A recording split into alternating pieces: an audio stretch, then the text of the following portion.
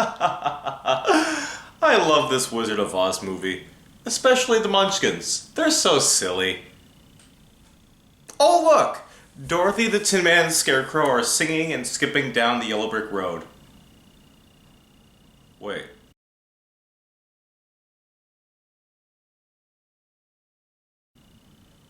What's that in the trees?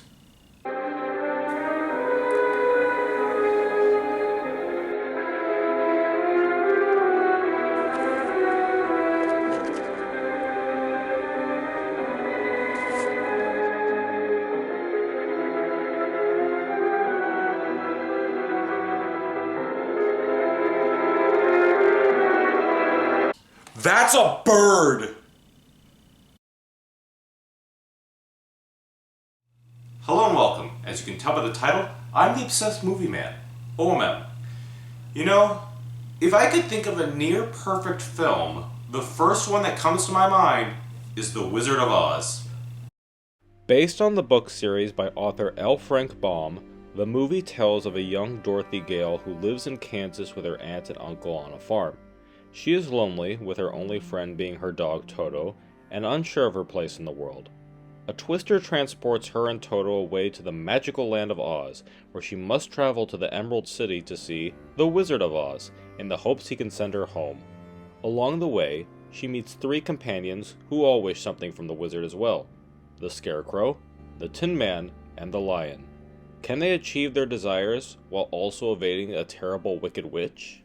There is so much history to the making of this film that I debated making this review a two-parter where I go over the history of the film, but to be honest, it would probably be best to just go over my thoughts on the film with a few background tidbits as per usual. I recently saw the movie on the big screen for its anniversary, and let me tell you, like the Twister, seeing it on a gigantic screen transported me away to my childhood. I vividly remember watching The Wizard of Oz on my VHS player countless times. It was one of my favorite films growing up, and I wondered if the feelings would hold up all these years later. Needless to say, they did. I've seen quite a few classic Hollywood films, both musicals and normal films, but nothing seems to match the tone and filmmaking style as this one. The Wizard of Oz truly has a magical feeling to it, but it's also very timeless, at least the story is. I haven't seen so much passion, imagination, and joy in a film such as this one, and while I know that this is not necessarily the case, it almost feels like every single person from the cast to the crew had so much fun making it. There were good moments to be had for sure, but a lot of us know about how tumultuous the production of the film was. From the rewrites, some accidents, cut scenes and songs, and so on. For now though, let's talk about what I enjoyed. First up, the music. Harold Arlen and Yip Harburg. These two gentlemen were personally picked to be the songwriters for the film. Yip Harburg specifically was interesting as a lyricist because he would intentionally mispronounce words in the songs to create a rhyme. The duo were by no means household names at the time, but their work on the film was so tremendous that it ended up winning them both the Academy Award for Best Original Song, Over the Rainbow.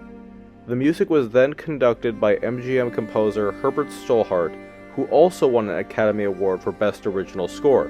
I think what I love about most of the songs comes from Yip Harburg's mispronounced lyrics. It's very childish and silly, and I mean that in a positive way. The mispronounced words adds to the imagination and fantasy that a child could relate to, while also being amusing and comedic to adults. But where it's not present, rightfully, is in the famous Over the Rainbow song. It's such a hopeful and beautiful song, a song no one could possibly imagine not being in the film, and yet it almost wasn't. The executives at MGM were of the opinion that it slowed the film down. You know, the same dumb thought process that was used for Part of Your World for The Little Mermaid, and Moon River for Breakfast at Tiffany's. Can you imagine the film without it? Never mind if you don't like it or not, but having no opening songs to set the story and tone is absurd to me. Thankfully, it was put back in, and the rest is movie song history. The look of Oz is spectacular to see on any screen, be it big or small. The use of matte paintings expands the world we've been transported to. The colors are pleasing to the eyes as the poppy flowers themselves, and the architecture of Munchkinland, the Emerald City, and the Witch's Castle are all distinct and perfectly designed. They all easily fit into this spectacularly strange world. My favorite location in the film is Munchkinland, because of the bright colors and how, despite its short inhabitants, feels like a giant place. Now, what is a near-perfect film without near-perfect characters? The Wizard of Oz has some of the most memorable characters in all of fiction. From its innocent lead, its charming three side characters, and its infamous villain, there is no denying the appeal of them all. I believe those five are the main stars of the film, so I'll cover them specifically. Judy Garland might have been too old to play Dorothy, but with that said, she nails the role splendidly. From her wide-eyed expressions, beautiful singing voice, and overall childlike innocence, there's no denying this is her most recognizable role. I love her moment in the Witch's Castle where she exclaims to a non-present Aunt Em that she is frightened. I mean, yeah, it's another scene with Dorothy afraid, but this is the moment where she is faced with a life and death situation. The character is at her lowest moment, and as she weeps, you see the true terror on her face and hear it in her voice. I believe this is Judy's best acting moment in the film. Her best singing moment is, of course, Somewhere Over the Rainbow. The trio of the Scarecrow, Tin Man, and Cowardly Lion are probably the greatest group of side characters ever put to fiction, and when you think of these characters, you instantly think of Ray Bolger, Jack Haley, and Bert Lahr. From the ragdoll-like movements of Bolger, the sweet and emotional mannerisms of Haley, and the comedic chops of Lahr, they bring these characters to life in their amazing and uniquely talented ways. However, the character most seem to remember is the villain, the Wicked Witch of the West, played brilliantly by Margaret Hamilton. Never mind the fact that the appearance of the wardrobe and green skin helps set the standard for what witches in fiction should look like, but the mannerisms by Hamilton herself also aided in that. It may surprise you to know that Hamilton wasn't the first pick for the role, but instead, actress Gail Sondergaard was going to play the character. The problem was that the filmmakers couldn't find a way to make her look evil enough. So, the filmmakers went in another direction and cast the older character actor Hamilton. It's surprising to me that a character who has had so many interpretations in films and musicals and other forms of media was only in the original book for around 2 chapters. I believe without her expanded and well-regarded portrayal in this film, the witch could have ended up as just a side character in the grand scheme of these adaptations. Thankfully, Margaret Hamilton saved the Wicked Witch from melting away into somewhat obscurity. Special mention, though, should go out to the dog that played Toto, because yes, that little pup is extremely talented and adorable all at the same time.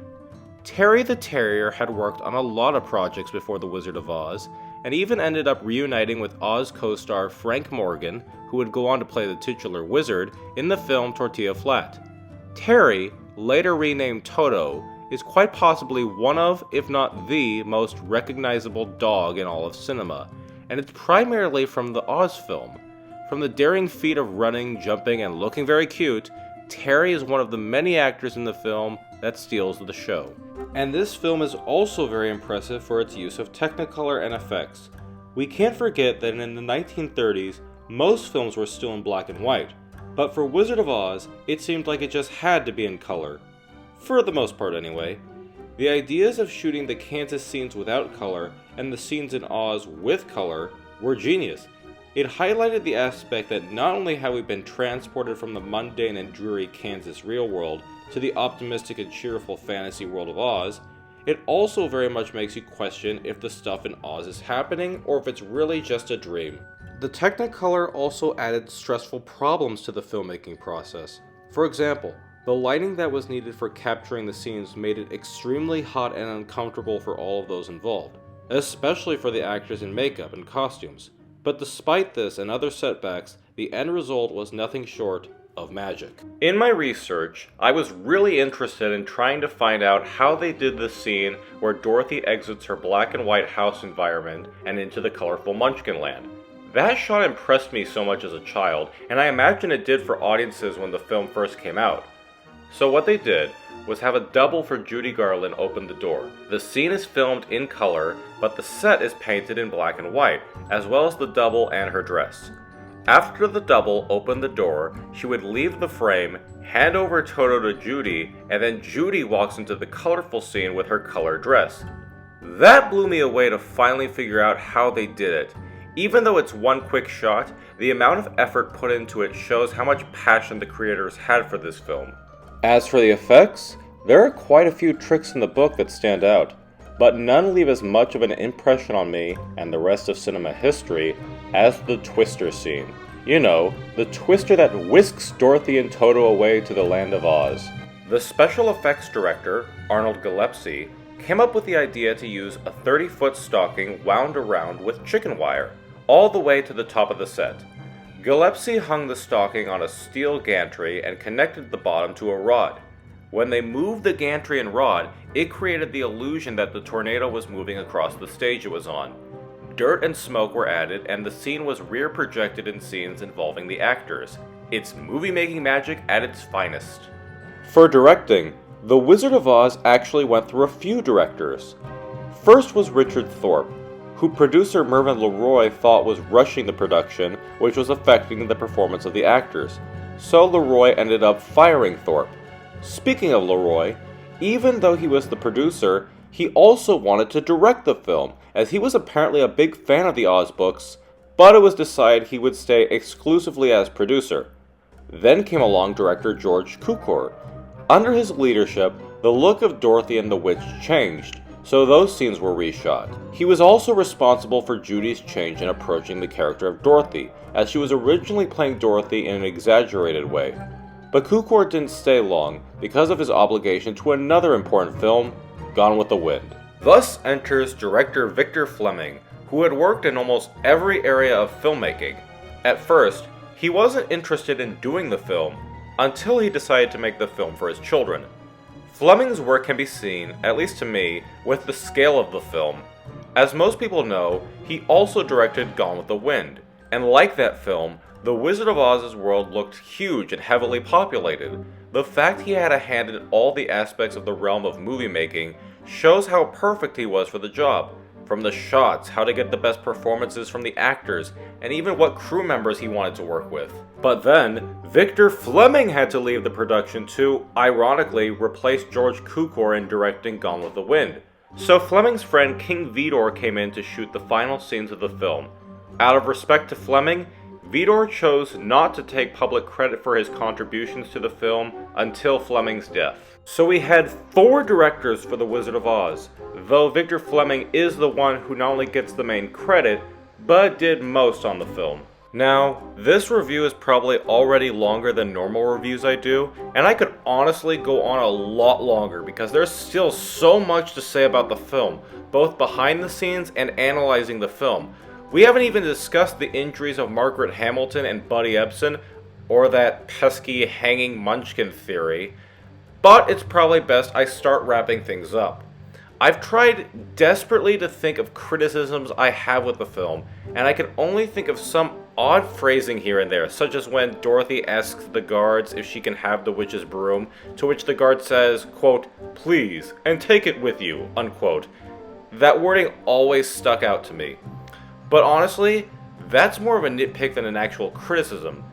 This is why I've come to believe that The Wizard of Oz is something special, a near-perfect film. Thanks, this is an O.M.M review. This is O.M.M signing out.